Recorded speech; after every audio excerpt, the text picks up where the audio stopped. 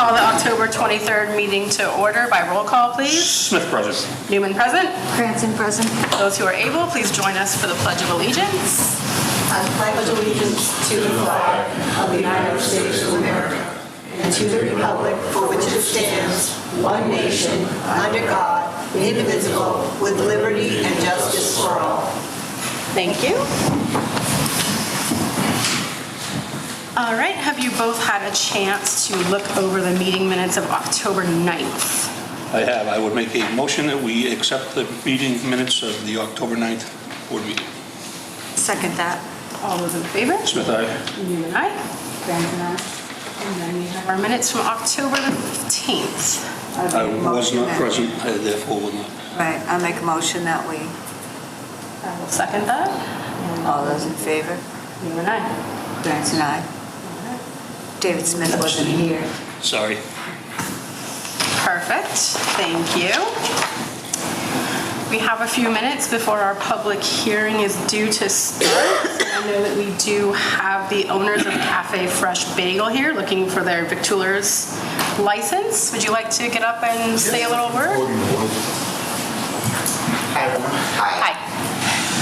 Alrighty, so it's we have one more brother that he's actually working right now, but we wanted to introduce ourselves for the ones that don't remember us. We used to work as kids there, growing up, and we have the opportunity to take over from my uncle since he wants to retire. And we just wanted to let you know that we will be serving the town with smile and very fresh and good bagels. Just wanted to give you the heads up. I'm the oldest brother, I'm George, and we can't wait to take the place over and we can serve you guys. If you have any questions or anything, you can.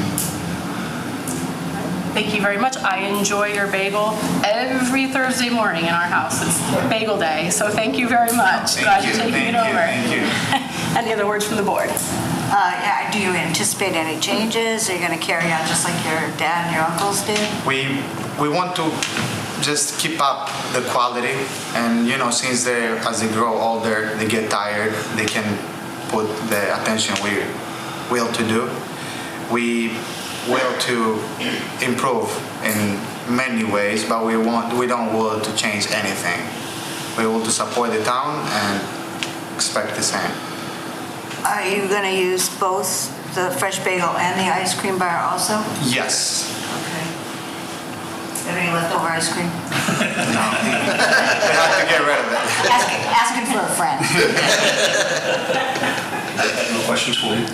All right, I would welcome that motion. I would make a motion that we approve the common vic for the new owners of the Cafe Fresh Bagels, although I've seen you guys there before, so Thank you. not brand new. I will second that. All those in favor? Smith, aye. Newman, aye. Cranston, aye. All right, thank you very much. Thank you very much. Have a good evening. Appreciate it. Thank you. You want to go back to the pizza? Yes, we got to go. Thank you. Bye-bye, thanks. Appreciate it. Thank you very much. You're welcome. We do have a couple more minutes, so I will go ahead and move on to action number 4 here. We were going to consider the removal of a Conservation Commission member who has been unable to make meetings due to a time conflict. That member has since resigned, so there is an open seat on Conservation Commission. We do have one applicant already, and anybody else who would be interested in Conservation Commission, please feel free to put in your applications, as we do have seats that open, from time to time, so it would be good to have those already here. So that's that. So since she has resigned, we don't really need to take any action here. Okay. All right. Is Deb Straight coming? Might as well handle that too, since we have a minute, and it should only take a minute. So we have an appointment to the Council on Aging, Deb Straight. She has her volunteer application here. She already volunteers over there, so Yes. she's familiar. Yep. So I would welcome that motion. I make a motion to appoint Deb Straight to the Council on Aging. I will second that. All those in favor? Smith, aye. Newman, aye. Grants and I. I would also mention at this time that they are looking for a couple of new members under the age of 62. Just a FYI. Don't be looking at me. I know I'm not under 62. I'm okay with it. All right. All right, so it is 6:35, so I would welcome a motion that we open the public hearing for the 61A release at 45 Johnson Road. So moved. Second. All those in favor? Smith, aye. Newman, aye. And any Krantz and ayes? Oh, I said aye. Okay, In my head, all right. counts, right? All right, so did one of you want to get up and give us a little overview? My name is Rob Pagani. I am one of the owners of 45 Johnson Road. We purchased in July. We've since subdivided the property and we put up the farmhouse with 3.14 acres for sale, which we have an offer from a town resident, Ray Holmquist, who is here tonight in attendance. And 1.14 of those acres are currently in 61A, which is what we're requesting the release from today. Okay. Any questions from the board? Anyone from the public here to discuss the matter? Yes. Brian Klein, Hotel Road. I'm wondering what the mother parcel is, because I'm assuming we're not dealing with the 3.14. The 3.14 acres is what's to be sold, and I think that it's being carved out of a larger parcel. Can you speak to that? Correct. It's currently, so it's already been subdivided. It's currently technically 4 lots, one being the farmhouse, 2 more buildable lots, which myself, my wife, and 2 daughters will build a house, and then my brother will build a house as well. And the remaining back portion will remain unbuildable, and that will remain in the Watershed Prevention Act that it currently is in. The subject parcel for release today is 3.14 acres, which has the existing house currently on it. But so how can subdivision happen before the town exercises its right of first refusal for Chapter 61 land? If you guys want to answer that, I'm more than happy, but I can. I mean, it's not subdivided until that. I don't think it can happen officially. They are approval not required lots, meaning there was frontage. So we've already gone in front of another board and those were approved. Okay. So the remaining land, which is the house that's the subject of today, is the house that's up for a 61 release. Okay. Just the 1 acre of it, to be clear. Okay.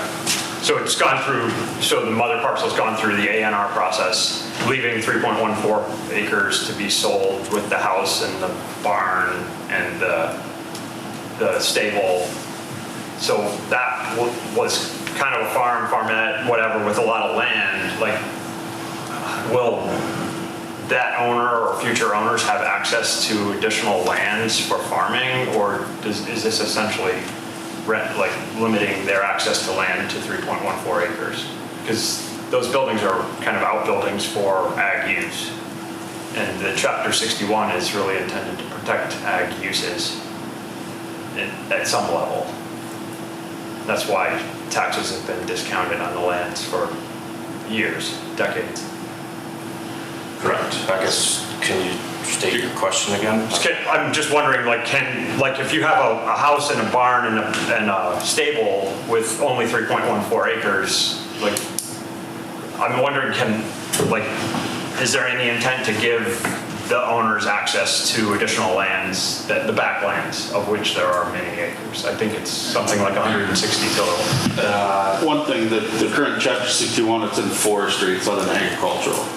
So it's in forestry, meaning the land has been undergone forestry plans and taking wood off the land. It's not an agricultural 61A. So there's 3 different 61 chapters. There's 61, 61A, and 61B. Right. The land that it's currently in is 61. I forget if it's A or B, but it's forestry to this point. Yeah. As far as them having more access to land, they will have the 3.14 acres. Okay. And the backland, again, will be one of my properties and my brother's property. Okay. Okay, so I guess that's... To answer, just to add to that, so there's only 22 acres that are buildable. The entire back 160, you can't, the only thing you can do is create trails, hunt and recreate on. We can't put a septic, we can't dig holes, we can't put up crops, we can't do any of that. So to answer that question, it's limited to begin with. Well, I think historically it was used for equestrian use, and I think, I see uses like that going, permanently, potentially permanently away, depending on what you and your brother prefer as the landowners on the A&R lots that are pre-approved by the planning board, but ultimately subject to the writ of first refusal, which is being decided on through this hearing process. So that's what I I expect. can comment on what we're going to do with it. If you feel so inclined. I'm the potential buyer. We have a large family. We have 30 chickens presently. We intend to get goats. We may get sheep. We're not sure. It will depend on what the land can handle. These 2 gentlemen have been gracious and kind from the day I met them. David, who has one of the back lot that's directly behind ours, has the frontage that kind of wraps ours. And he has agreed with a gentleman's agreement to give us that additional, what would you say that is, David, another 3/4 of an acre? Yeah, roughly, something like that. And then on Rob's side, there's another probably ½ acre where he's allowed me to put some logs. So to your question, we're closer to 5 actual use. But at any point, we could pull those logs off, or we could, not fix David's fences and not mow his field. But I'm pretty sure that, we have a good relationship, and that's what we intend to do. We'll be tapping maple trees, and we'll be doing as many different animals as we can. Great, thank you. Maybe, Mr. Hope, you should introduce yourself.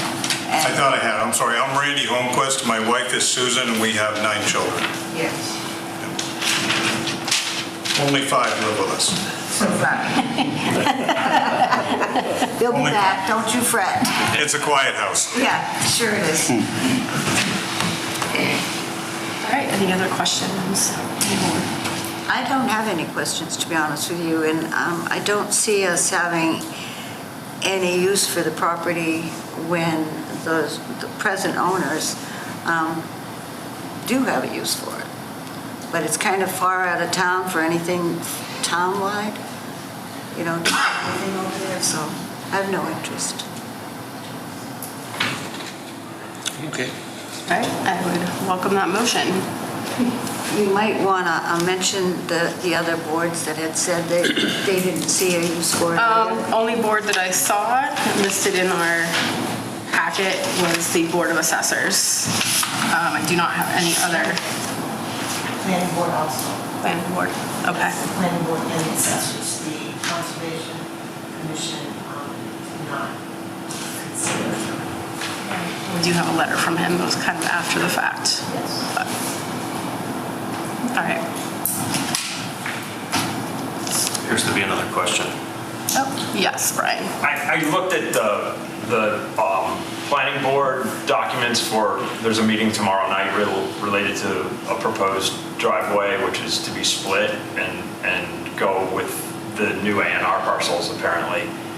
And the feedback from the departments was indicative that the driveway is steeper than our standard allowance of 10%.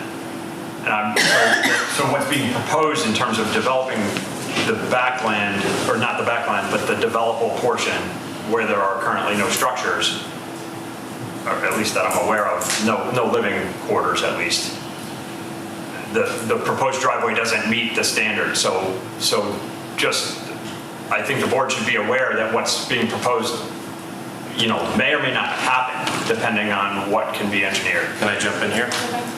Sure. Because, well, there was a misstatement for one. The requirement is 15% or less on straight runs, and on radiuses less than 50 degrees, it is 8%.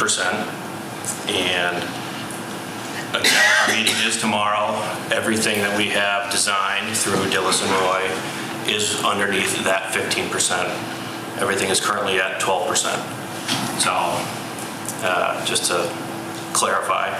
Thank you. I just want to say that is not in our purview. That will be handled tomorrow with the planning board, so that. I understand. I'm just making the statement that the feedback from the departments was indicative of concern, and I take your correction because I didn't know the number until I read it today, and I'm just going from memory. But I saw that essentially the fire department and the DPW were concerned about grade.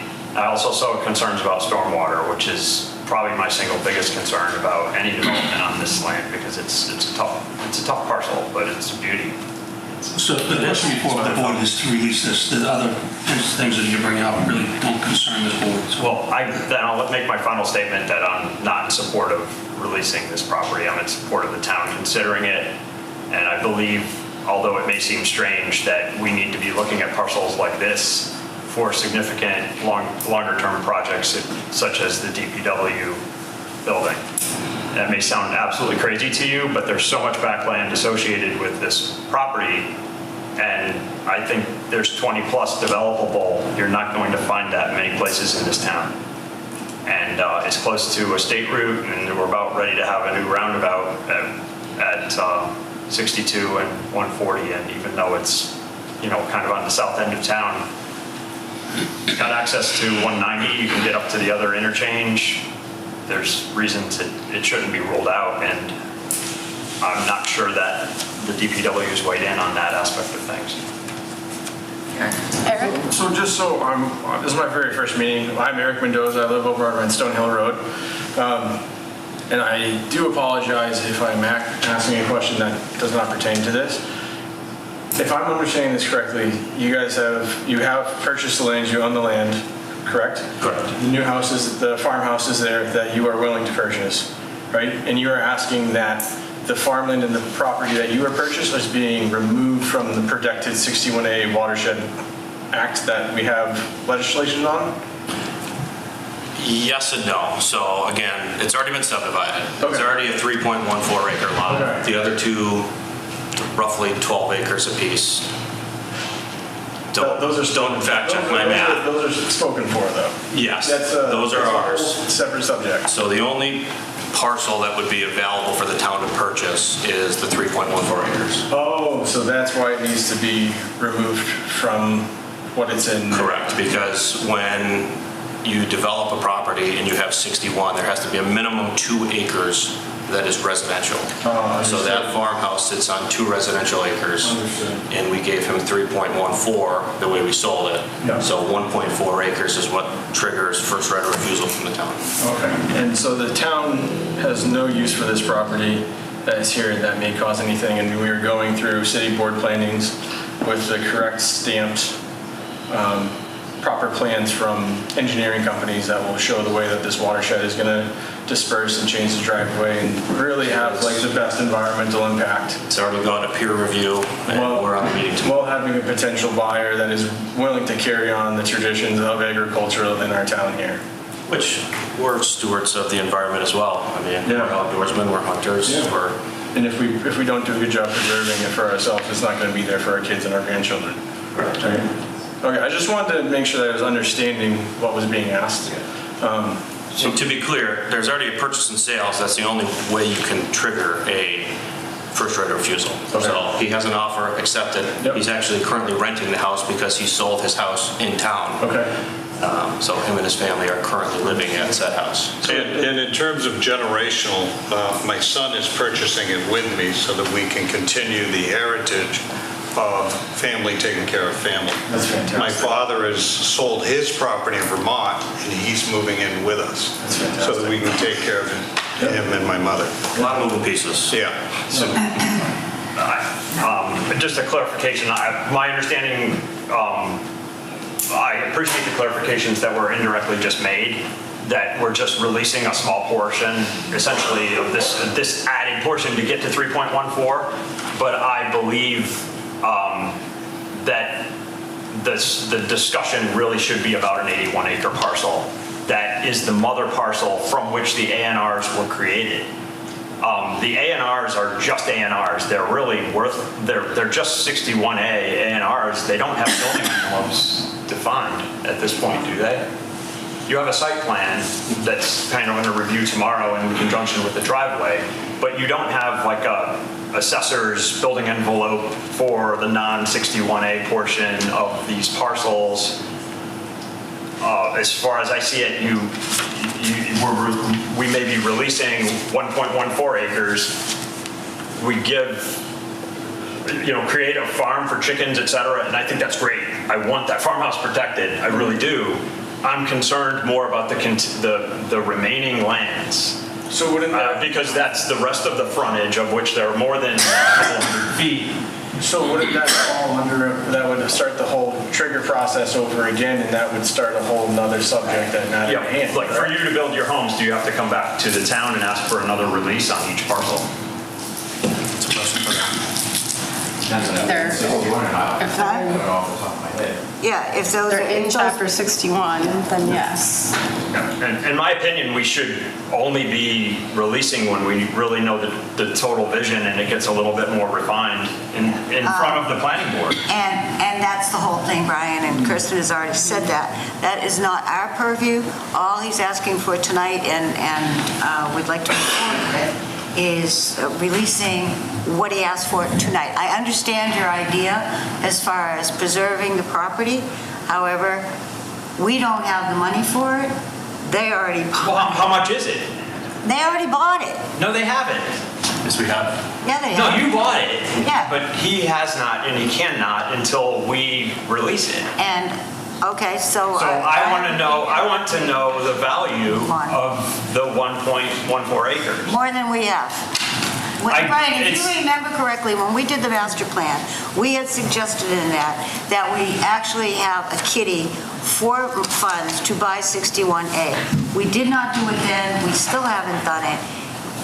And the town doesn't have money to be purchasing a piece of land that nobody has use for right now. Recreation doesn't want it, we certainly don't want it. DPW, to put the DPW out there, it wouldn't even It's make not, any that's, sense. I think, back to the point here, my pointed question is, what is the value of the 1.14 acres? What would the town have to pay to exercise its writ? bigger question would be, what would it have to pay to put a building on it? No, I'm not even proposing we use it. It's not a functional piece. It's my point is the intent of Chapter 61 under Mass General Law or wherever it falls is to protect the larger mother parcel, which was 81 acres. We're shredding it, and we're totally. It's kind of totally counter to the intent of Chapter 61. And so the subject should be about 81 acres, not 1.14. However, the subject is not that, it's the 1.14. Okay, so I want to know how much it costs. I don't have access to the assessors on that at the moment. Okay. You know, It's based off the P&S as far as I know. yeah. And all I'll say is the property went listed for $750,000. And I'm aware of that. And I know it's not worth $750, and I know the house and the barn and the stable are, majority of the value depending on how it was written. But I think that until you know what the value is, it's not appropriate to make a decision that you can't afford it. Okay. Eric, did you have something else? I would just argue the point that this parcel is already set, the land is already in place. They're showing promise that they're going to continue to carry on with their word, and that is the point that we're here to make today. Is this land, that 1.1, going to be released? And they're already using it and renting it. So why not let him release it? And the bigger parcel is for another matter to be debated and talked upon.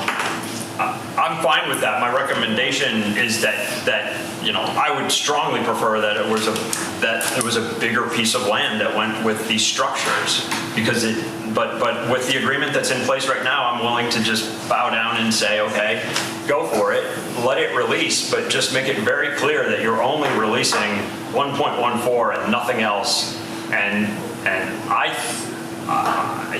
if anyone that is in a decision-making position today thinks that we're releasing more than 1.14, I want to know that as a resident, because I think the other developable land that the brothers are proposing to move on, I'm not saying they shouldn't do it, but we still have right of first refusal on that, and it needs to be discussed. That land may have value to this town for senior housing, for a DPW building, for soccer fields. I don't know. Until we review it, you don't know, and it's an interdisciplinary review, and it's not a review that's solely the purview of this board. Exactly. All right, thank you. All right, with that, I would welcome a motion. I would make a motion to release the property to Cox on 40 Johnson Road, 45 Johnson Road. Seconded. All those in favor? Smith, aye. Newman, aye. Grant's and I. All right, I would Good luck, welcome gentlemen. Thank you very much. Go home, Chris. Appreciate Nice your to time. see you. Thank you. Thank you. Thanks, everybody. Thank you. Take care. Appreciate your time. We welcome a motion that we close the public hearing for the release of I 45 will make a Johnson. motion that we close public hearing for 45 Johnson Road. Second. All those in favor? Smith, aye. Aye? All right, so then I would welcome the motion that we open the public hearing for the earth removal permit for Onyx Corporation. I will make a motion to open public session for earth removal permit for Onyx. Renewal permit, right? Yeah. Second. All those in favor? Smith, aye. Newman, aye? Grant's and I. All right. God, he's upset. All right, we do have our representatives from Onyx here, along with our engineer. So whenever you're ready, gentlemen. Thank you very much. My name is Frank McPartland with Dillis and Roy Civil Design Group, here on behalf of Onyx for their earth removal application renewal. What I'm putting up here is the copy of this is the kind of the final earth removal plan. It was a part of the original application. That was one of Graves's review comments, asking for that to be included, and I can turn that so other people can see if needed. But for that to be added back into the application package on an annual basis, just to keep continuity with that. Yes, Onyx is seeking to renew their annual earth removal permit. We had submitted that back to town of Sterling on September 13th, 2024. The applicant is not proposing an increase in the scope of the earth removal previously submitted to the town of Sterling. No change was anticipated in the depth of excavation, estimate of total material to be removed, any of the purpose or method of earth removal, the approved routes of transportation, the duration of earth removal operations, the phasing schedule and amount of material to be removed per phase, the finished grade of the site, or the disposition of all rocks, boulders, stumps, and brush. And there was no change to the estimated depth of seasonal high groundwater. The applicant had indicated that we were meeting all the town's requirements with the exception of a waiver from section 63-7J, which is activities shall not encroach a distance of 10 feet from any property lines unless abutting property is owned by applicant or related entities. And They had also asked for a waiver from 63-8-1 to allow open water and sedimentation in silt ponds to settle out suspended fines from operations, and 63-8-6, operations from 5:30 a.m. to 5 p.m. Monday to Saturday, with crushing and processing operations restricted to 7 a.m. to 5 p.m. Those waivers are the same as what was in the original earth removal application, so there was no change sought with that.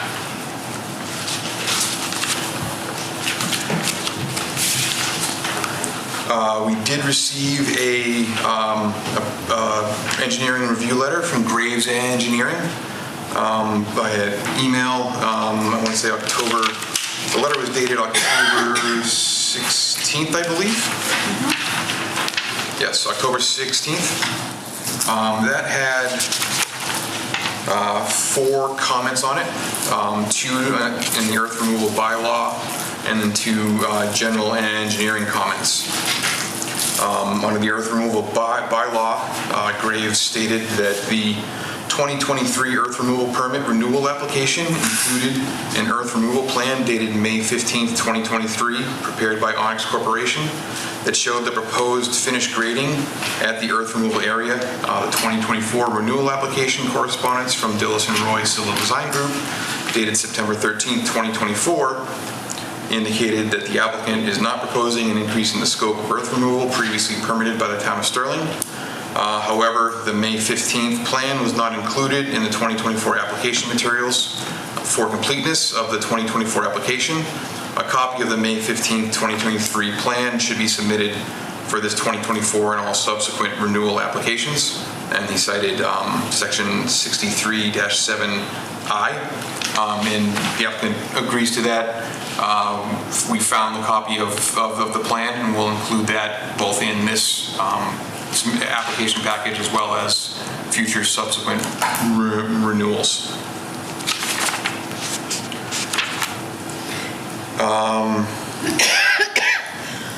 The second item under earth removal bylaw that Graves flagged was the 2023 permit renewal application, included the May 15th plan prepared by Onyx Corporation.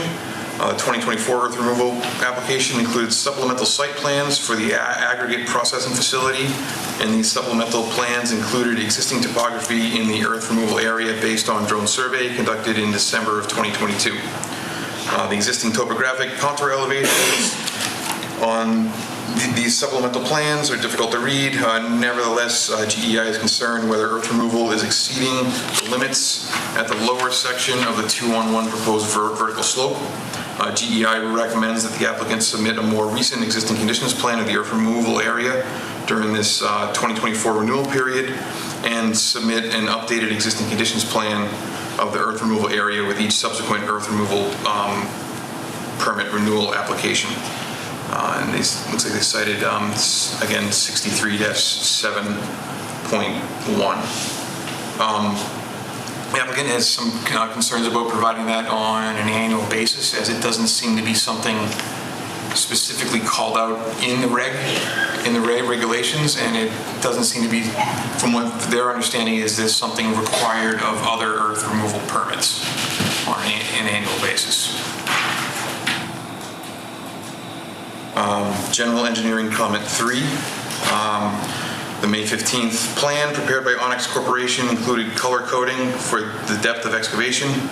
Although this is helpful to understand the depth of earth cut, a separate plan without color coding and with labeling of the existing topographic contours also needs to be submitted to clearly show existing conditions information. The 2024 renewal application included supplemental processing site plans prepared by Dillis & Roy. GEI has no issues with these supplemental plans being submitted, but these plans don't show the proposed topography at the earth removal area of the site. These supplemental plans should not be relied upon for the final grading of the earth removal area. And we agree. There's the site plans that were submitted for the new processing operation, and there is the final finished grading once all work is done on the site. So there hasn't been any proposed change in what was indicated on that May 2023 plan. but we can make sure that that original plan is included, as well as one that kind of more clearly defines the existing grades.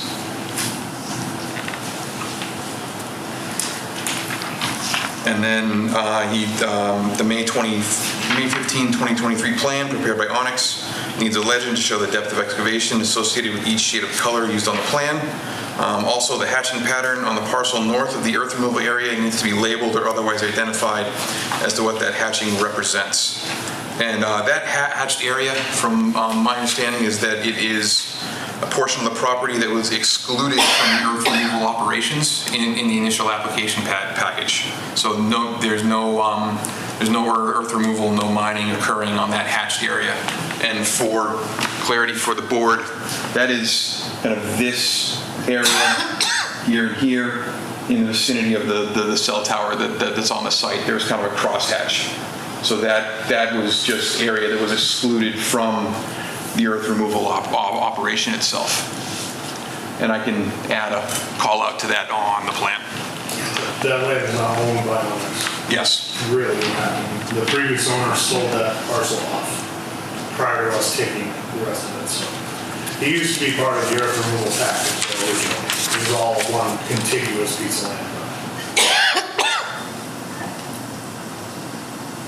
And then we did have a kind of a pre-meeting with the town of Sterling officials, members of the select board, DPW, the peer reviewer, public safety, light department. And the main takeaway from that hearing was not hearing, I apologize, from that meeting was a kind of a discussion of item 63-75 of the earth removal operation criteria. So that item says, shall not create a slope greater than 5 feet in height that exceeds 1 vertical unit to 2 horizontal units, 1 to 2, and does not exceed 20 vertical feet in vertical height, except when incompetent bedrock as determined by a geotechnical engineer. Incompetent bedrock, earth removal shall not create a slope greater than 5 feet in height that exceeds 1 vertical unit to 1 horizontal unit, a 1-to-1 slope, and does not exceed 20 feet in height. So a waiver wasn't requested for that in this 2024 application because the permit was granted in the 2023 without that waiver. The vertical faces that were shown on that 2023 application existed prior to Onyx's purchase of the property and had been kind of grandfathered and permitted under previous operation permits on the site. So they weren't something that was created during Onyx's operations. They're what they inherited. If that's something that the board feels a waiver should be requested for, we can amend our application and just document it that way. I'm not aware of any grandfather waivers on that site. I don't know if you know who authorized that and where we could find that information. No, I do know that is how Onyx received the site when they purchased it, and it was that way in the initial permit that was granted by the town of Sterling in the 2023 application.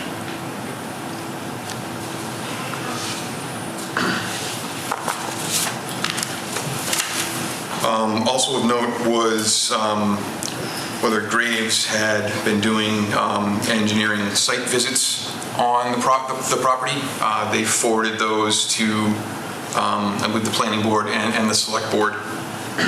They had done site visits on April 17th, April 24th, the 29th, and then again in August 14th, all of 2024.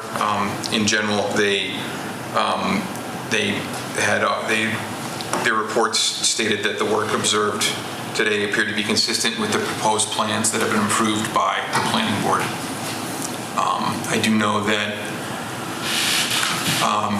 Art from Ecotech, who is the Conservation Commission's peer reviewer, has been out on site, and he had done a site walk today.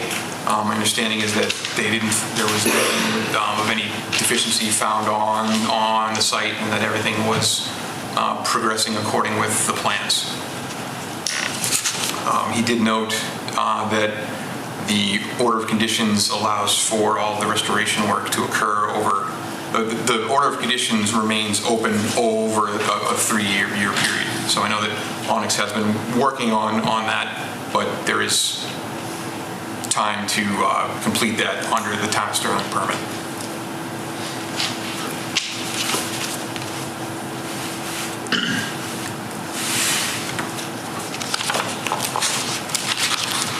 And I think that more or less covers what I currently have.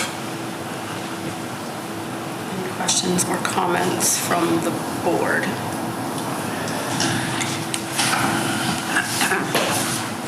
The only question I have is the comments, the number 2 in the comment section about concerns whether earth removal is exceeding the earth removal limits. How can we verify that that in fact is true or not true? That's my own concern. The only people we have to rely on are the engineers that give us the reports, but I was concerned about that as well, seeing as how our engineer was concerned with that. And he did suggest that we have current conditions. It'd be good to see the current conditions. A lot of work happens in a year, and we are permitting more and more work to be done, so it'd be nice to know where we're at, I believe. So I would say that the mapping would be a condition of the permit, and also you could have grades go out more frequently to specifically on those operation items. Definitely, I think they should come out more often, because it is, like we said in previous meeting, this is a large operation that we Whether need it's to monthly or quarterly. Yep, and I do, with the slopes, I know that our fire department also had concern with the slopes. As far as it being grandfathered, I have no idea about that. I have not heard of that. I was sitting here in 2023. I don't believe that that was mentioned, that the vertical slope was grandfathered in any way. I don't think he's saying it's grandfathered. It was something that was in. I use the word grandfathered. I used the word grandfathered. I probably should have chosen my words differently. I was using a lowercase g, not in that it was officially stated by the board that this is how that this condition was, you are not considering this condition in your granting of your permit. Right. However, moving forward. However, moving forward, if I had realized when I had prepared the application that that the existing condition hadn't fully been considered and maybe presented to the board by the previous engineer on that earth removal application, I would have asked for a waiver from this item, citing that this was how the owner inherited the property, essentially. This was the condition that they bought the property in. I know that in my discussions with Onyx on this condition, there are also some essentially I think best practices for earth removal in rock face that results in this condition of vertical face, whether it's basically. Thank you. Yeah, I can add, just, I'm John Reckon from Onyx Corporation, Vice President. After reading that, we probably should have asked for a waiver last year, no doubt in our mind, and we should have. We had been operating that quarry for the past, since 2015 or 16, we were the operator under the earth removal board, their purview. It was not a requirement then. We were, I believe, the first active pit and quarry to go through the process with the select board. And so it was a new process to us, obviously. But there was an existing quarry there for the past 20 plus years that was blasting rock. So the method to remove rock has to be removed in a vertical pattern for safety factor, for fire safety, dust suppression, roll out of the blast. So the regulation that it calls out there is unachievable. And I think that maybe you need to revisit that with an engineer, and I don't mind having our engineer help with coming up with a modification of that language if interested, but that cannot be achieved and is not acceptable by MSHA standard. They're gonna reject it as a blast pattern. So we can't remove rock except for straight up and down. The maximum amount is like 10% grade with a pre-split, and that's an extremely expensive highway style. You guys have probably seen on the highway the drill marks, and they remove and they get a really perfect face. And that's the only way you're gonna get an engineer to certify a really stable face, but they can never do it on a one-to-one as that refers to. So I think we'd be more than willing to work with you to improve that regulation and maybe incorporate that into our permit or make it a condition, but we can't comply with that requirement right now. We wouldn't be able to. That was, one of my questions was, what does MSHA require, the state or the feds? No more than 10% on a vertical face without a pre-split. And the pre-split is a development style installation for permanent grading of a slope with a catchment zone, which is not part of our design or most any quarry's design. You know, so, but be more than willing to modify it or work with you and come up with something that satisfies the concern or where we're trying to get to.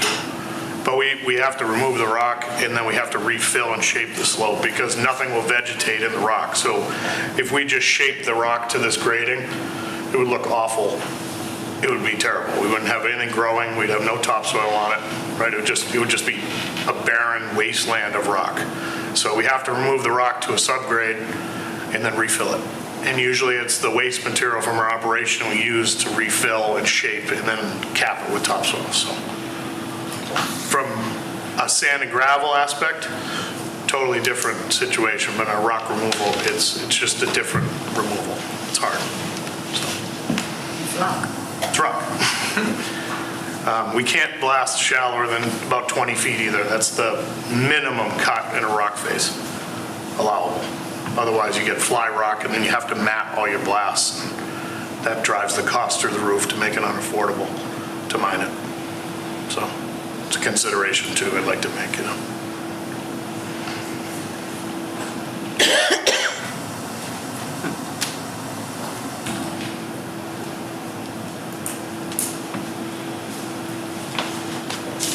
Worth wanting to have a geotechnical engineer come out and give guidance. Absolutely. We might want to do that. We've mentioned it before. Now, is that for the interim or the final stage? Because interim stage, then MSHA is a regulation and is not going to rely on what a geotech's going to say. They're going to rely on the regulation. The final stability of a rock slope, if that's its final condition, I would totally agree with you that a geotech should review it and be part of the final design. If we were to leave a vertical rock face, our grading does not reflect that though currently, just so you know. The intent of the final plan is to have, I believe, is it a 2-on-1 slope? Yes. Yeah. It's they'll excavate out the rock and then backfill and put in topsoil at a 2-on-1 slope back down to the 450 elevation, which is more or less the elevation that the new crushing operation is at now. Yeah. There are some areas too where the grading between the interim grading for the wash operation and this final grading, they do deviate, so there's always going to be a difference.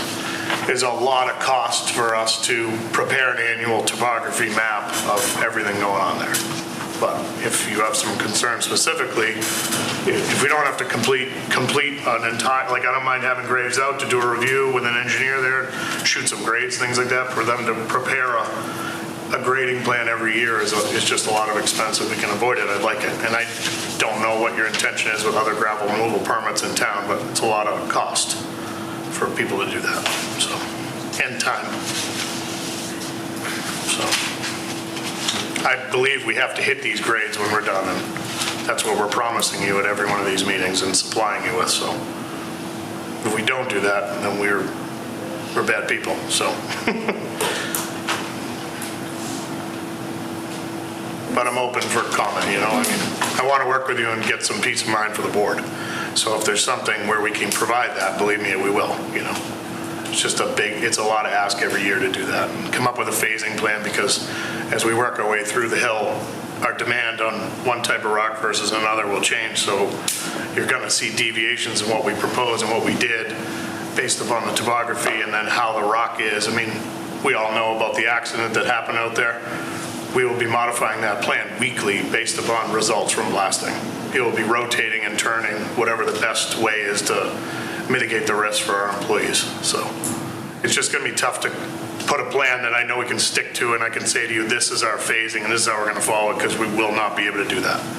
That's all, I guess. So More like a flex plan. yeah, I mean, best intentions plan, we can call it. PMP plan, best management practice for the year, we can call it that, but it's basically just a shot in the dark at what our intentions are. We don't mind that, that's cool. We won't be able to say we're definitely building this in 2024, you know. Yeah, that's one. Those questions. It's tough. Yes, Eric?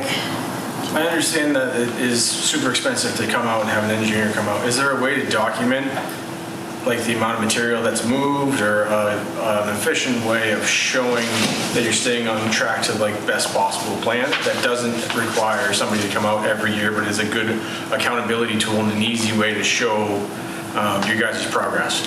Yeah, I mean, there's the ability to have a drone just shoot the whole site and see what the difference is from year to year and provide the data to you. How much left this area, how much went to this area with a shaded map. We can do that. Is that on a year. like yeah, that's, you know, we're talking under $5,000 or How are more. we showing Yeah, it could show. conditions? Yeah. Some, Yeah, it just wouldn't be prepared by an engineer and surveyed and all that. It's just not, it's an interim as-built plan is what I would call that, from a drone survey. And we could provide that as an annual update, no problem, to show what's leaving. Because in a perfect world, we don't know, you know? One year we could move 100,000 yards, one year we could use 50,000, one year we could move 125, it changes, so. We could do that. Interesting. That would satisfy my question that I had. You know, I truly believe you're good people, but in the end, if you remove too much material and walk away from the site and the town is left with it, that's my concern long-term. But if you be willing to do something like that on an annual basis, they would at least provide us with some kind of information that you're staying on course. Yep. Right. And is this going to be something that's going to be applied consistently going forward on all earth removal permits, kind of becoming the policy of the town of Sterling and the select board? we have had discussion.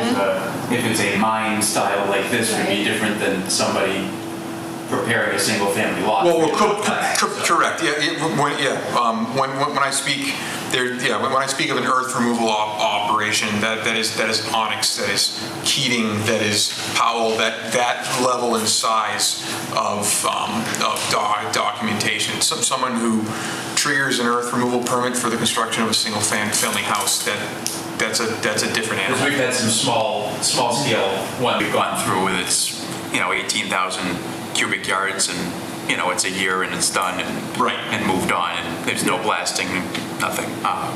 We have discussed our need for more oversight and more documentation for projects of this magnitude because we don't have the resources here in town to handle a project of this size.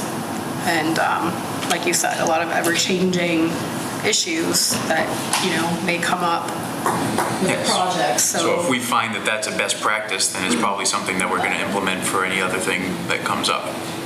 Well, we don't mind working collaboratively with you and coming up with something that makes sense, but, you know, I don't mind being the guinea pig on it and working it out, but I'm just speaking from our side, you know, we can't say we're definitely going left, or we're definitely going right, we're definitely going at this elevation, because it's dependent on the back of the shot after the blast and how that topography is and the rocks, so we can avoid ever having a situation like we had earlier this year.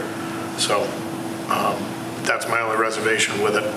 And also, as you said, I mean, it's a huge amount of cost, and we love Dillis and Roy, but it'll take them 2 to 3 months ahead of time to survey, draw, put it together, and then come up with a phasing. That'd be a lot of cost. I would say $20,000 to $30,000 plus every year for us to do that. I don't mind at all, though, having a LiDAR scan, which is something that's, you know, done through software that Graves is familiar with reviewing as part of, you know, site plan designs.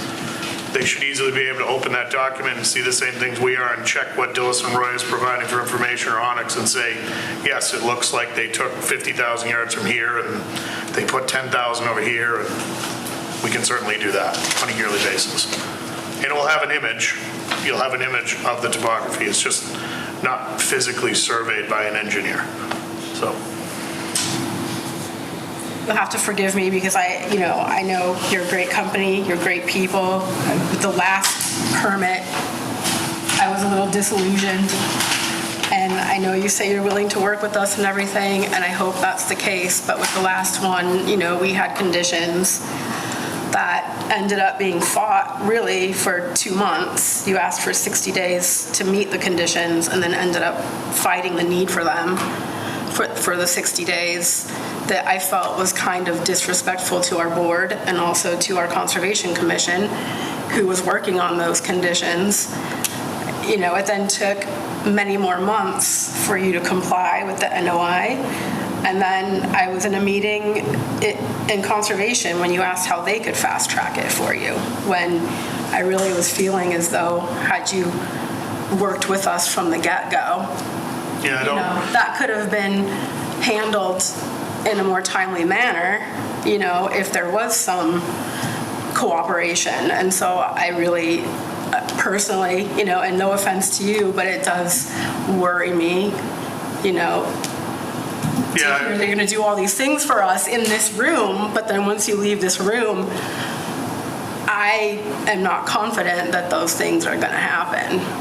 If I may, part of that's why I'm standing here today as their engineer and not the engineer who had previously brought their permits and some of the original applications forward. And I know that, and I know that the engineer was difficult to deal with, but the company also hires that engineer, and they can tell that engineer to actually comply with the town, that we are the permit granting authority. Without us, you don't have the business. The engineer, you can have him all you want, but he's not issuing you the permit. So I think that the cooperation needs to come here. And that's where I will tell you, I was very upset with the process. And that's just me being honest. Yeah, and I'm being honest with you, so to back up what Frank says, these two ladies that work with me in the office here, daily calls to our engineer wondering why we hadn't responded to Conservation, why we hadn't prepared the plans. We said, where the data is, we have a meeting in a week, why haven't we seen a draft? That's Onyx's fault, and we waited too long and tried to limp along with an engineer that was failing us and you, and it made us look bad. I take 100% credit for that. I've explained that to most people, and maybe I haven't to you, Kristen, but we don't work that way. We don't. I know the taste you have in your mouth, but we also had a number of meetings where I asked my engineer, should we be getting Conscom involved? No, there's no issue with Conscom. We don't need to get them involved. And then we showed up in a meeting and, you know, I believe Brianna was the agent at the time. She showed up thoroughly upset for the first time I ever met her in my life, as an owner, not knowing the regulations, hiring experts to guide us through this process and I learned a lot over the last 2 years, and I apologize. We do not work that way. We wouldn't be as successful as we are. We wouldn't. And I'm telling you right now that I'm sorry you have that taste in your mouth, but that is not the Durkin family or the Onyx company that's here in front of you right now. So I can promise you that now. That's my vow to you guys. I think I told you early on, you needed to get a different engineer. We try, I think my mother instills that in me, give everybody 32 chances before you should can them. Yeah. I gave 38 and I should have given 5, but we tried and we believed in somebody that had helped us in the past with a different team behind him.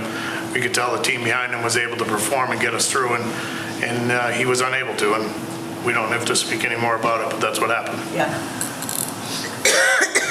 I remember. And Frank here will take the same bullet you guys would give to me because he knows. He knows how important it is to respond. He knows how important it is to be thorough, and he knows how important it is to us as a company and a family, so.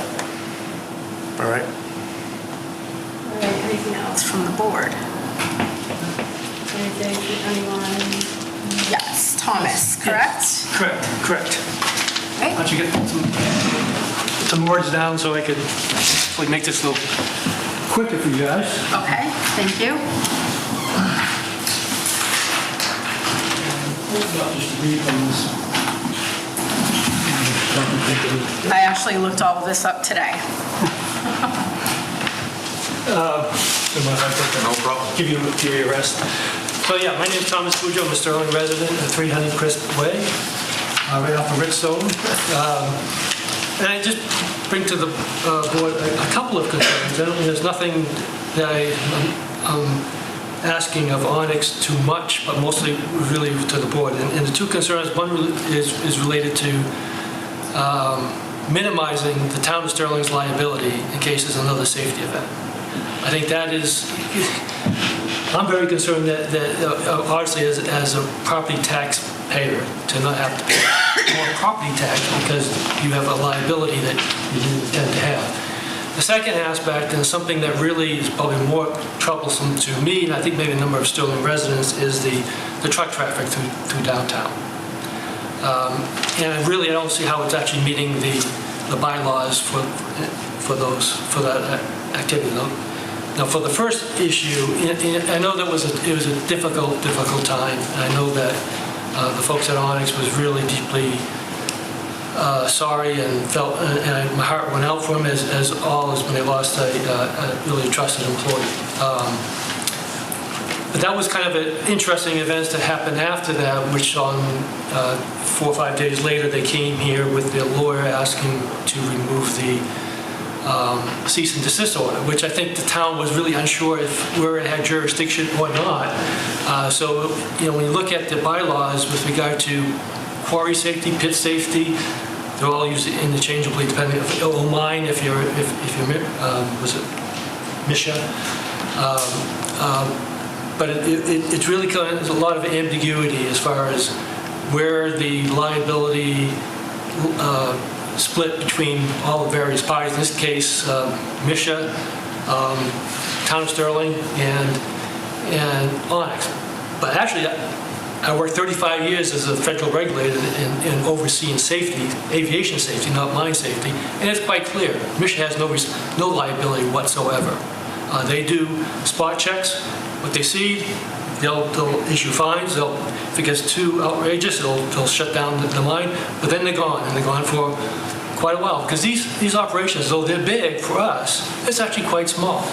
And actually, looking at their website, the only two that are really under what they call a patent or violation order, two mines in Louisiana. One is Morton Salt, and the other one is a aluminum producer, and they're talking employees of, say, 200 to 500 people versus when I started to look at what their data they did have for, both Onyx as well as Perkins, but then I also looked at what's the biggest light kind of operator within Worcester County, and it was actually Keating. So Perkins and Onyx, they identified in the Misha database as having 9 dedicated employees, Keating 26, so that gives you a scale that Keating's like 3 times as big, and if you've been by Keating, you say, yeah, that's about right. Looking at just the violations, of course, there's a lot of regulations, and a lot of the violations are violations to rules that really don't mean much to safety. But they actually distinguish those violations between those that are significant and substantial, which is identified as one that is reasonably likely to result in a serious injury or illness, or then the worst identification category is higher reckless disregard, which is when a mine operator's conduct shows a complete lack of care. Now, just making the comparison of those three, Onyx does stand out, and it just stands out by the number of issued S&S or significant substantial violations, as well as being the only one with a higher reckless disregard. I'm only saying that in the context of this town of Sterling needs to have protection, just like the federal government does. And I noticed that looking through the bylaws, it doesn't really, it's ambiguous about what role, if any, the town of Sterling has with regard to mine safety. I think my main recommendation for the town of Sterling is to bring in an attorney. Hopefully, I would think that the town of Sterling, actually, its business is probably bigger than Onyx, and it should have legal counsel, and in some of these proceedings, like the one that happened on August 26th, or 28th, whatever it was. Onyx came forward with their attorney. I really would have hoped that the town of Sterling would have come forward with their attorney. And I think that the attorney that the town needs to look for is make sure, how do we preclude getting any liability? So if there's a wrongful death suit, it's all 100% Onyx and nobody else. And one recommendation is to have some language on their permit that would say, in effect, applicant is solely responsible for mine safety and compliance to Title 30 of the Code of Federal Regulations. The town of Sterling assumes no responsibility for overseeing the safety of the mining operation. You guys don't have mining experts. You should not be. You should be able to make that clear cut that if there's another incident like that happens, it's all on Onyx. So that's the first concern. Second concern, and this goes beyond Onyx, but Onyx operation has contributed to it. The truck traffic down Main Street is really concerning.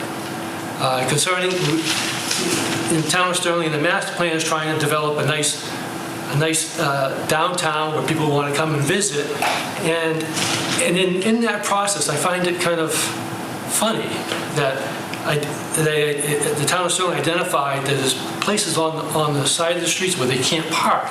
I know that got the church and a few others upset. But in comparison to the risk of a parked car on Main Street as compared to these very large trucks fully loaded going through town, and I also noticed is that while it was always stated that a lot of the truck traffic from Onyx would go north on Route 12 and on 190, trucks will go, the ones that pick up deliveries will go the quickest route they can. And there is a lot of trucks going from Onyx Pit through downtown. So what I suggest, and I know that this is the State Highway 12, and it's not just the dirt, it's the state has a responsibility here. But I think looking at the MassDOT manual on uniform traffic control devices, there's a path there. One is to collect data. Is it just my belief that there's too much truck traffic, or is there really truck traffic? So you take a survey during the time that you want to not have a lot of truck traffic, which I would say would be like 7 a.m. to 5 p.m. on a week. Gather that data. Now, if the data shows that actually commercial traffic is less than 5%, well, then it's just a figment of Tom Boudreau's imagination at this problem. But if it's 5, 6, 7, 10, 20%, well, then I think there's a problem. The town needs to work with MassDOT, and they will work with you to find mitigations, and not just for Onyx traffic, but obviously for Perkins as well. And so that's all I have. Any questions for me? No, I'd like to make a little statement to this just in defense of it, is that the numbers are very skewed because of the amount of employees it's reporting against. We're a smaller operation. Some of these, I know you stated that Keating has 26, that's amongst 3 quarries across the state. So, and a couple of them don't operate the same as us, so it's difficult to make that comparison, but I understand where you're coming from, you know, but Yeah. one violation against 9 versus 26 is a pretty significant difference here in just how this reports, so we're cognizant. Yeah, and I'm only looking at that is that if you had an event, this data is all discoverable. And an attorney is going to find it, and that's where I really look and just protect the town of Sterling as being the taxpayer. Yep. Good? I have to say, through downtown traffic, I can't blame Onyx or Perkins particularly, because I've been downtown standing with DPW guys in the center, and every kind of truck goes through. It's not just the big hauling trucks. And then you have all the other, you know, Amazon is down here like every other day. You've got the Coke trucks here, Cisco, the food trucks. I don't know how you can control, because I looked into it a few years ago. How do you control it? Because we are Route 12, and you say MassDOT will work with us, but it would have to probably be a survey, and then where do we send these trucks? Well, and that's where you have to, and you would probably get a group together to be able to provide some of the volunteer group to be able to provide some options, because the trucks need to go from point A to point B, and you have to provide the routes. Now, one thing that Sterling is touted as an advantage is that it has all these access to major routes. And so, like out of Perkins, you can go up Muddy Pond Road onto 190, then go all points north, south, or west. And from the Onyx one, they direct them all going north onto 190. Now, yes, and you know, some truck drivers will have to, you know, they have to spend a couple more miles going on 190. Those are just those 2 trucks, though. But honestly, being downtown, those aren't the 2 trucks that I see. Yes, I do see Perkins go through. I see Keating's. I see all of those go through. And yes, maybe. But what I suggest is get the data. Get the data. So you maybe, you know, my view is I've seen a lot of dump trucks and cement. You and I will sit in the park. We could do You're this. buying coffee. There you go. We could do this. Or ice cream. Let's go ice cream. If MassDOT will accept me and you, the result that we do, then I'm with it. But it's funny you bring this up. The other night we had the spooky walk in town, and I can't even. I probably got a half a dozen texts from people. Can't we close down Route 12 for the spooky walk and direct them around? And I said, well, you're going to still run into the same thing if you go over across from St. Richard's and Bird Street. So traffic is. Yeah, but other towns have worked with Mass Highway to be able to provide, you know, detour routes for commercial traffic, and you can establish the time, you know, the time constraints for that. So, but I think you would probably benefit to actually do the survey to get the information about what is the traffic situation going downtown, because I think, you know, that's also a very much an impediment for. You know, near the end of August, my wife and I went to the cafe. What's Emma's Cafe? And I always wonder, why are so many people inside and not outside? And well, I can tell you why they're all inside, because outside is all this, and most of it was dump trucks. And it was just a couple days before the school started, and I saw it was in between the convoys of trucks that a group of kids, you know, half a dozen, on bicycles with no helmets, just, you know, being reckless kids. And I'm saying, if these kids were a little bit sooner, a little bit later, on Saturday, just past Saturday, going down a couple of dump trucks, and somebody's driving, and it's the fair, right? You know, the fair that happens on Saturday, and of course it's like the driver's not even thinking, well, I'm just going to come to almost a complete stop, and the truck behind it had to, you know, wheel on the brakes to you know, so it is, I think we don't want to wait until we have a tragic accident and say, oh, we got to do something. But then it may not, again, get the data, see what we have, and if it's within norms, if it's less than, you know, 5% is commercial traffic, well then. Okay. So what do we want to do with the permit? You want to put some. Do you have anything you want to add, Eric? I mean, real quick. Okay. I think it comes down to the companies being held responsible for their drivers and the drivers taking responsibility for themselves. We have speed limits through downtown that are 15, 20 miles an hour. And we're on, is it through downtown? 25. Okay, so maybe, that could be an option. But it's not just the trucks, it's the cars, it's Route 12. I understand the concern, but the trucks need to be here and it needs to be efficient for everybody with all of the cost of everything that we do. So it does take some consideration, and ultimately it comes on the individual driving the truck. They're professional truck drivers. They need to follow the rules driving through the area.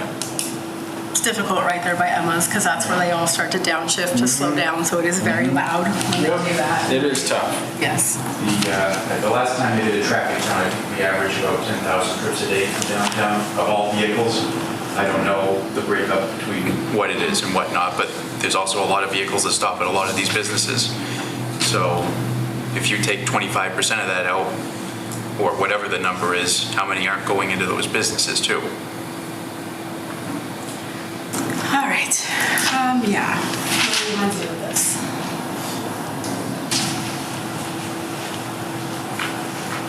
Well, certainly would want to address the concerns, particularly about what Grace points out, and add those to the conditions. And as far as the waiver goes, I don't know, I don't remember who issued the initial, Terry would probably remember the initial earth removal permit because it was that long ago. Then when it came to the select board, I don't know how many years ago that was, but... Just last year, I believe, right? Mm-hmm. Last year was the first year. Yeah. Was our first year or second? Yeah, I think we were the first one. It's been at least 3. Yeah. This will be the third one that I've been here for. Yeah. So, that being said, it was one of those things, unfortunately, that we, as a board, not these two, they probably weren't here, but overlooked. I don't think it was anything, right, that it was supposed to be grandfathered, whether it be a capital or a lowercase, I don't know, but I think we can rectify that now, and look to our engineer and our engineers. The building department should have this. The building department?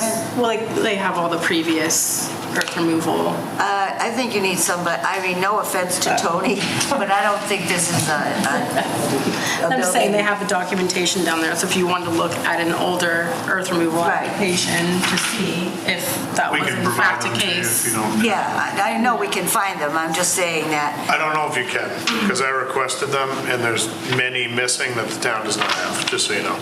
I have a few, though, that we can provide from past data. But yeah. But, like I said, no offense to Tony, our building inspector, but I don't think he's the one that should be part of this. I think we need... No, I'm just saying that's where the information is. Oh, that's where you find the earth removal. I'll just ask Carmen to find it. She finds everything. Yeah.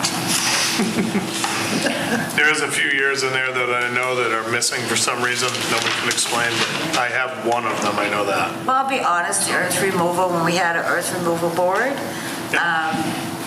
there was a lot of conflict as far as who was in charge, who's on first type of thing. So, and that's how it got to us. And we had 3 different versions of the earth removal, all in 1 year, and everybody's version was the best version.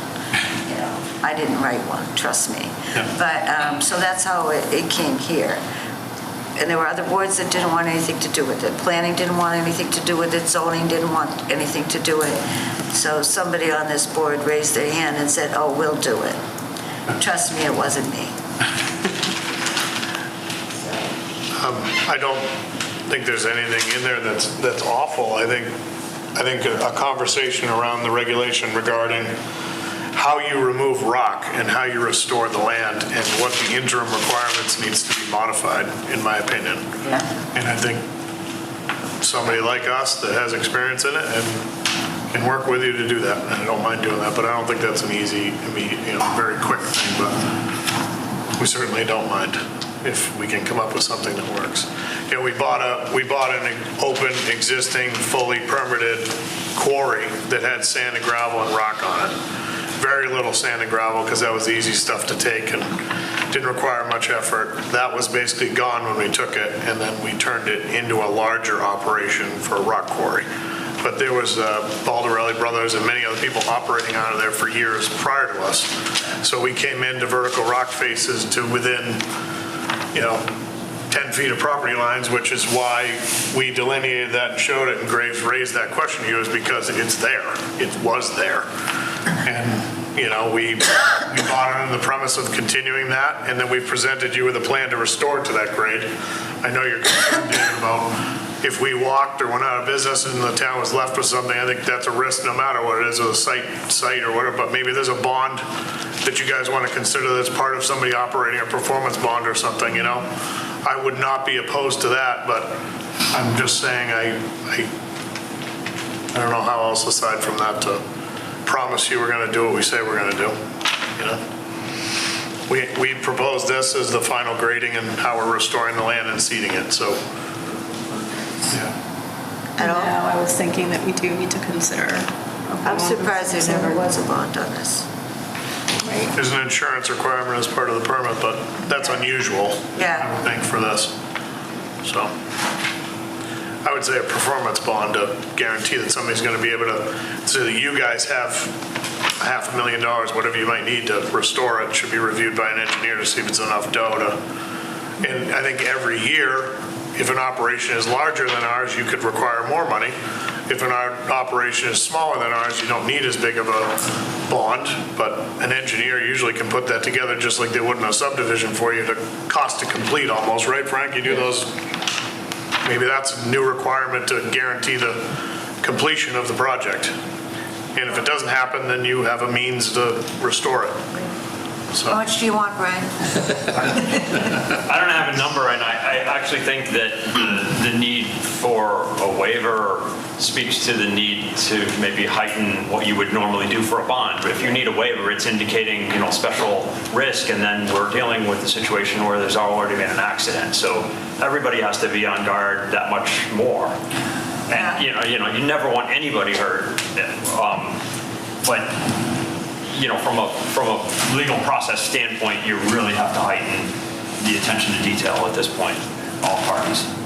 And I appreciate your willingness to help the town, John, but I think that we need to have a consultant work on it just for conflict of interest purposes, right? So that would be my recommendation as far as that goes. Righty. There's a lot going on here. There's a lot going on there. Yes. So I would make a motion. Oh, yes, sir.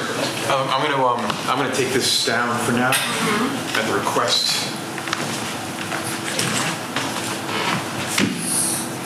Make a motion that we do the earth removal with the conditions, and then write up the conditions and send them over to them, and then finalize it. So right now you have the current exemptions or waivers that were requested that are in place, which was the 10 feet, the open water, and the operations. And you want to add, I don't know, LiDAR mapping? Conditions, not waivers necessarily.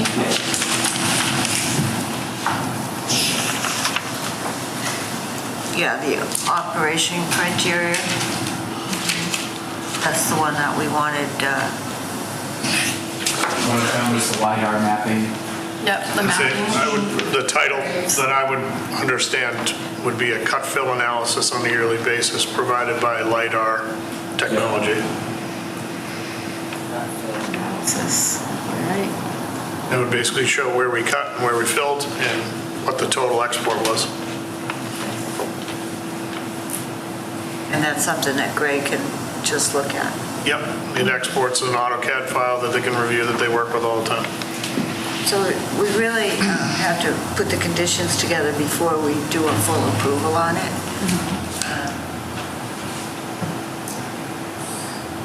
I would suggest that we perhaps to our next meeting so that we can get all of this in order. How you guys feel about that? I think that's the smart way to do it. Yeah, I'd like to discuss whether or not, I guess, get your opinion or speak to an outside consultant about how we modify that waiver requirement too, because we cannot comply with that.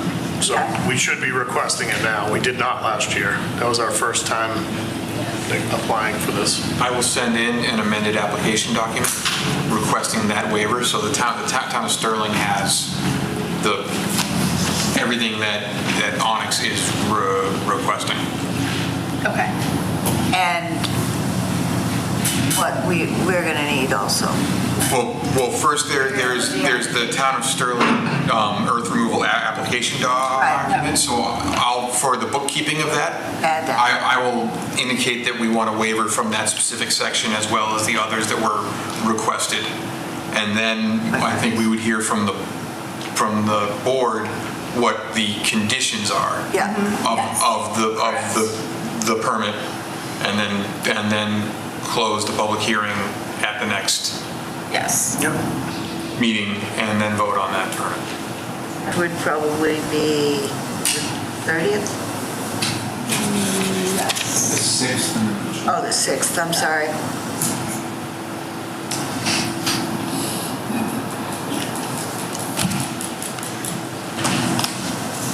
A motion that we continue the public hearing to November 6th, so we wait for an updated application and are getting our conditions in order. I'll second that. Or so moved. All those in favor? Newman, aye. Grants and I. Okay. So we'll continue on November 6th. Thank you. Thank you very much for your time. All right, thank you. Thanks all for coming in.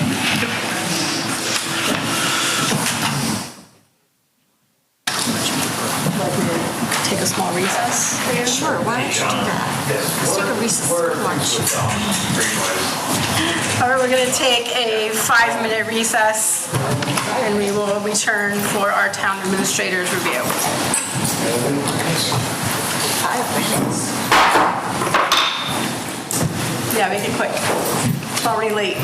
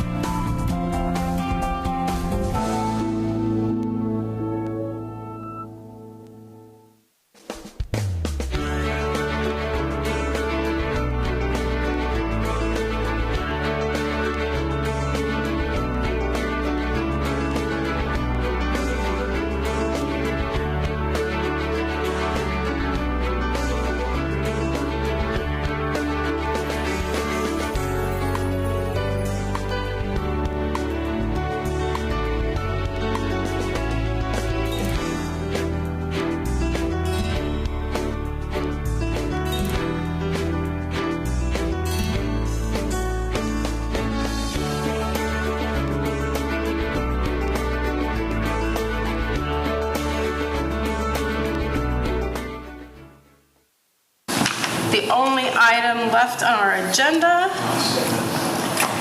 well, a couple items, is our town administrator's review. So Bill has been due for a review here from us for some time now. And so we have, all three of us have ranked Bill from 1 to 5, 1 being unsatisfactory to 5 being outstanding, on 8 different categories here.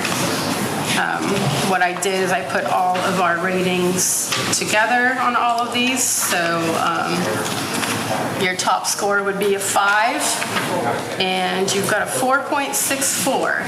So turns out that we're all very happy with Bill's performance.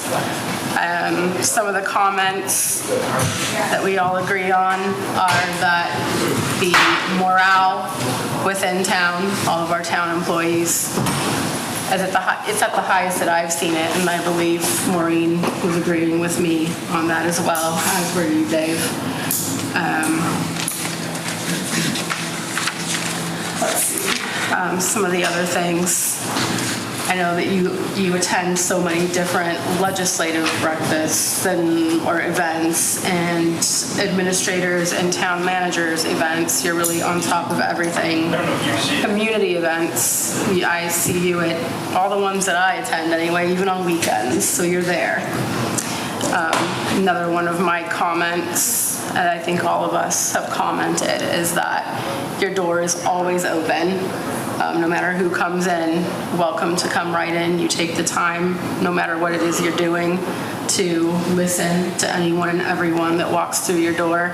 Nobody ever feels like they're bothering you. You really pay attention and listen to whomever is in the room with you, and we appreciate that. As far as financial management goes, we couldn't be luckier to have you here, as far as somebody who totally understands and has the knowledge on municipal finance. I took the time myself to speak with Fred Aponte, our accountant, to ask him questions about how he felt about your financial management skills, and he agreed that we are absolutely lucky to have you here as our town administrator. So I know Maureen had mentioned as well that we really hope that everyone out there understands just how lucky this town is to have somebody who really understands the municipal finance portion of it and has the town's best interests at hand. I won't take up all of this conversation, so how about Dave? Anything you want to add for Bill's review? Sure, I'd just like to add, I do employee reviews on a regular basis, and did Bill get a copy of these from everyone? He did, okay. Yes. So in my notes, I put that I generally do not assign top ratings to anybody at any time. However, I would have a hard time not to assign top ratings to all categories of which I have assigned them because of Bill's performance. He's done an excellent job here in town, very personable. Everybody loves him. He visits most offices on a daily basis, which I think is huge interaction with the town employees. So thank you. He's on top of it when I'm in here. If he's in Kama's office, his phone rings, he runs right out. He hears someone coming up the stairs, he runs out. Wait. Does he actually run? He really... It's like quick, John. Yeah, it is. I mean, he quickly goes to answer the phone. He could just say he's in Kama's office, he doesn't have to answer his phone, but he makes sure he gets in there to see, if it's something important that he needs to attend to, and I appreciate seeing that when I'm here in the building. Maureen? Yeah, I have my list too. I didn't go as far as a perfect 10. I went at 9.8 on the scale because I'm told no one is perfect. So you gave him all 5s. I know, but my overview is very similar to Kirsten and David's. As some of the things that he brings to the table, his forward thinking and evaluation skills has been missing for a couple of years now, so I totally appreciate that. His interactions with the other boards and entities within the community, including the fire, DPW, SMLD, all of them, and as well as the different assorted committees and boards. your never-ending explanations for everything financial, to me, is so valuable. Because sometimes I don't get it, and sometimes I want to just go off on my own and say, what do you know? I just want the money. But, staying on top of the budget and the grant opportunities is such an advantage for any community. And your organizational skills, kind of impressive, to be honest with you. So appreciate that. And your patience level. In trying situations as well as with all of us. I appreciate that. But especially in trying situations, when you... Oh, you take a lot of patience. Yeah, I understand that. I do understand that. And isn't that funny? One of my things was Bill's dry humor certainly keeps one grounded. And I do appreciate that, because I think sometimes we all take everything so seriously that we really lose sight of the central thing that we should be paying attention to. Your composure when faced with adversity is impressive. And really, and I have, as everybody knows, lived through some very trying times with staffing in here, and I get the comment that I don't get into the town hall that much anymore, but I don't feel as though I have to. I don't have to come and say, oh, please don't do that. You'll be fine. So I appreciate that enormously, as does my other boss. He appreciates me not leaving all the time. But so I thank you. I really thank you for being here and for coming. And you are not to use any of this evaluation to go looking for another job, okay? Because I will deny everything, as I'm sure Kristen and Dave will. And that too, the relationship between us and you is so great, and I know not every town has that, but we really do work together, hash things out, which is why sometimes I know we only go to Bill individually because we can't talk to each other, but he's my sounding board, and I really appreciate it, so that when we come here to this table, we can be efficient, and everything has been well thought out, and I always know I can go to him. Yep. And we can call each other out on things, You don't always have to agree. We respect each other enough that we can give our opinions, so it's great. Good. All right, that being said, do you have any comments about all of our... No, much appreciated, and the people that work in this town definitely make my job easier. They all do a fantastic job. And obviously there's difficult, very busy times in every department. Obviously the clerks are probably the busiest right now, and then you get into, certain times with recreation or Board of Health, and then budget season up here, and, when hearings are going on with planning board, and you never know what could happen in public safety, and then storms with DPW and light department, and, COA is always busy, so library. Everybody's got their difficult times and busier times, but everybody does a great job and handles it well, which certainly takes a lot off of me, and much appreciated. I just want to expand upon that a little bit, because like Bill, we have worked in other towns, and we do by far have the best employees of any town that I've ever worked in, by far. Okay. All right, now I guess it's time for, well, actually, I put together a compilation of all of our comments, and I think to come up with a 4.64. Right, as an absolute total out of 5 for his review. And so this is going to be his copy for files, and we'll all sign that one back there, and he signs it as well. All right, now it's time for you to do your job and give us your town administrator's update. Well, I've been gone for 50% of the time since our last meeting, so it should be fairly quick. Good news and bad news. Start with the bad news. We were not awarded the one-stop grant for the downtown work. There's obviously work that needs to be done there, but the grant that we did apply for was not awarded this year. So we are on a roll with the MVP grant in this, going 0 for 2. Yes. Are you gonna get back to them and see where they think Yeah. Yeah, I'm pretty sure Steven and I will try and meet up with them and figure out where it is, just like we did with the MVP grant. Yeah. Maybe someday the state will come through. Yeah. But it would have been good to get us, halfway to that project goal, and then we could have gone to see if the rest of the town had any interest in pursuing it. I guess good news is that frees up the ARPA money that we kind of kept alongside for that project as our 25+% match. That bottom section of my report shows all the ARPA funding projects where we stand today. And I'm not sure the numbers are 100% right on the balance and status of them, with the exception of the ones that are complete. But that leaves a fairly significant amount of funds available.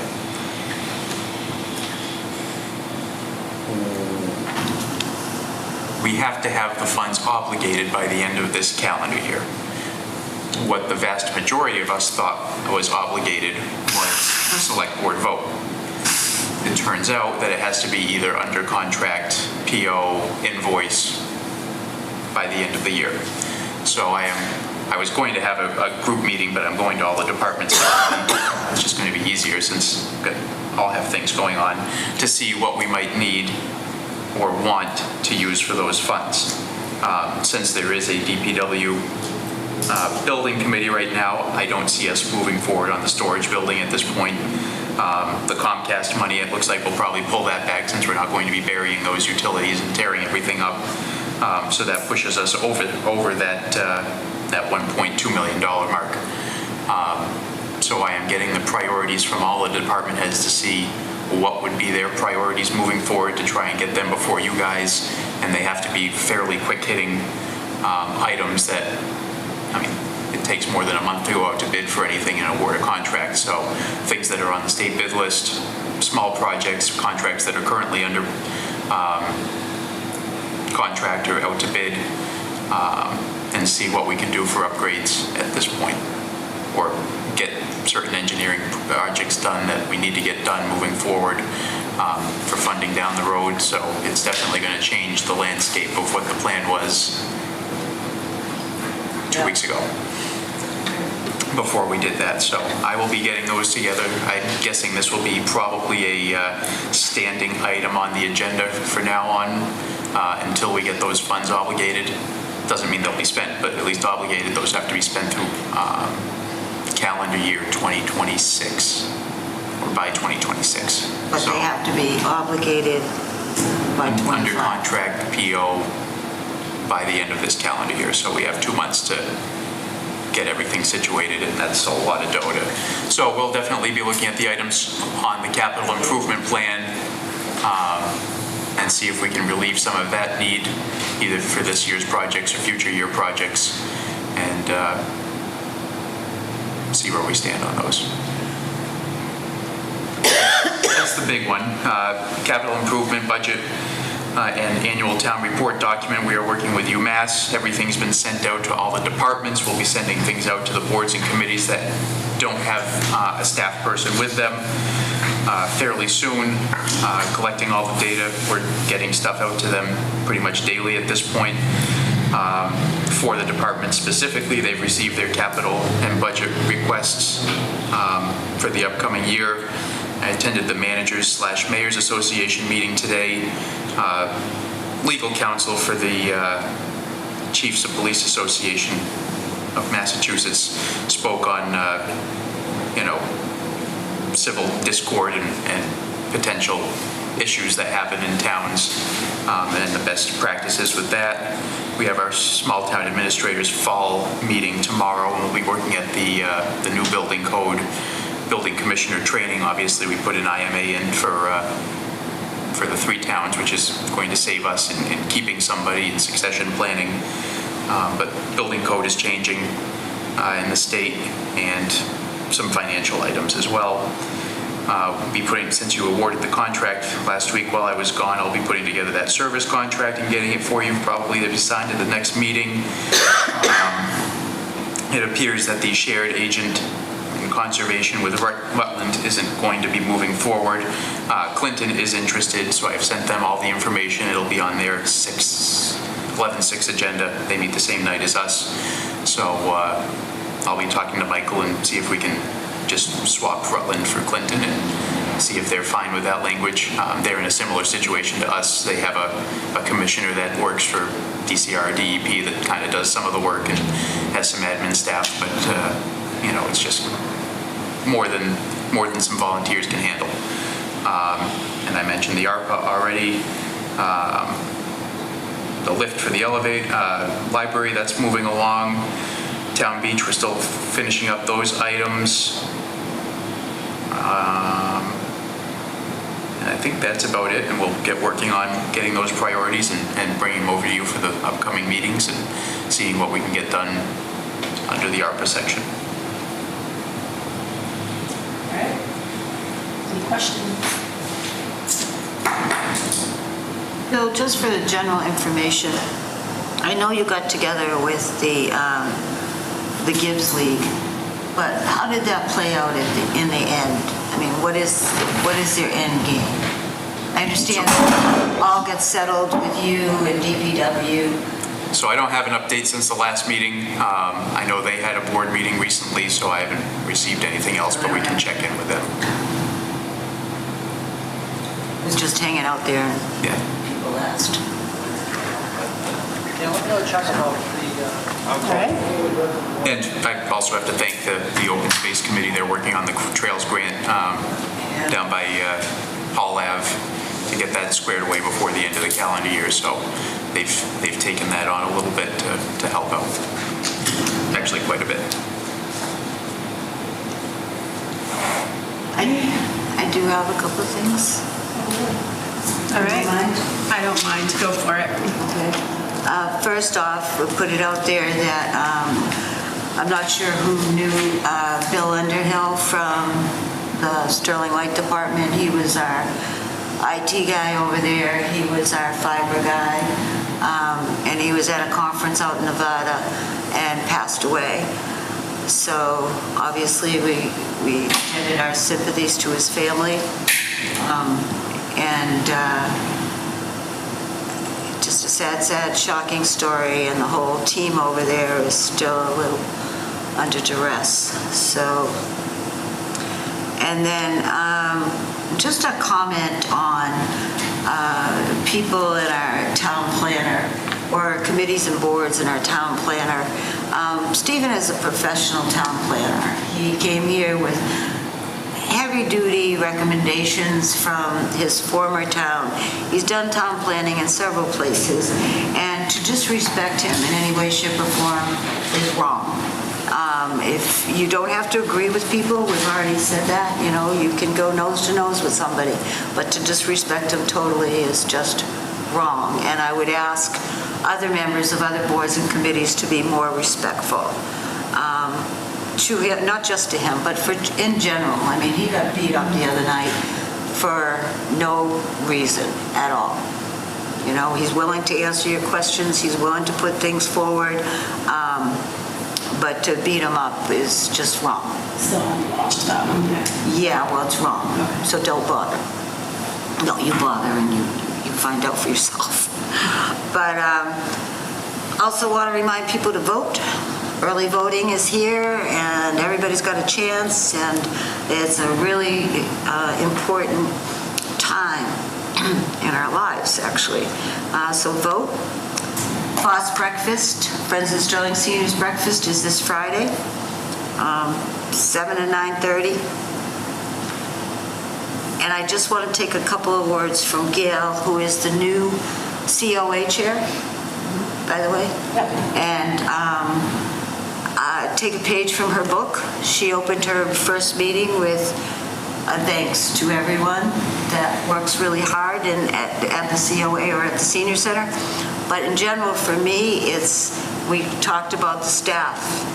Thank you. Thank all the volunteers. Thank all the people that have raised their hands, come forward, and volunteered to be on these committees. As we all know, some of this work is thankless, but you do it just to move this town We forward. have a new volunteer here. I know, I was Stayed for the whole meeting. I'm wondering, I was gonna ask him, I Hasn't said, run away okay, yet. you heard all this, how do you feel now? But, yes, thank you, Eric, for being here. But really, sometimes we neglect to thank people, even people in the past that have moved on, and we just forgot to thank them before they said goodbye. So, that's my spiel, I'm done, vote. Sounds good. Mr. Mackey or Eric, anything? All right. I just want to say thank you for being so hospitable and welcoming. It's been a fantastic experience. I look forward to more time. Wait till you get to know us. Maybe you want to join us instead of conservation. You're on our best behavior right now, isn't it? I mean, it seemed like it was very honest. Well, Kirsten came in tonight and she said, hey, listen, we have company. All right, if there's nothing more, I would welcome that motion. I would make a motion that we adjourn this evening's select board meeting. I'll second that. All those in favor? Aye. Newman, aye? Perhaps, can you sign this?